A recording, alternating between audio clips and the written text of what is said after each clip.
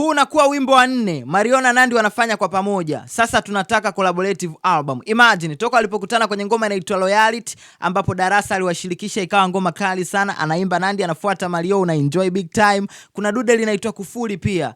Mario anakuambia baby me nikipenda na kera.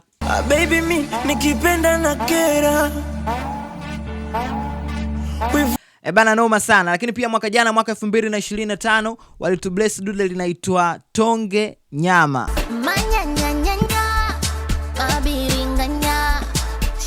Sasa this time around wamekuja pia na project nyingine inaitwa Somebody. One of the track ambao ukisikiliza unaruka, unalala, unacheza, unatikisa kichwa, unajibanza. Bana ni ngoma kali sana ambayo kiukweli sasa hivi na nimeisikiliza, nimepita kwenye chati za muziki Tanzania. Imetoka ina masaa machache tu lakini tayari inashikilia chati za juu za muziki. Ukipita audio mark pale ikitoka tu ngoma ya Mbosso inafuata Somebody ya Nandy na Mario. Yani imagine ni masaa machache sana. Sasa uone ni namna gani mashabiki pia na sisi tumekuwa wajanja. Ngoma kama ni kali tunaisupport, tunaisikiliza sana, inakaa chati za juu. Kama ngoma imetoka mieyusho tunaipotezea, hatuna namna tufanyaje. Lakini Mario na Nandy hawajawahi kutudisappoint, that's why always tunakuwa tunawasifia na tunajivunia wao pia kwenye kiwanda chetu cha muziki wa Bongo Flava. Imagine the African Princess Toto Body.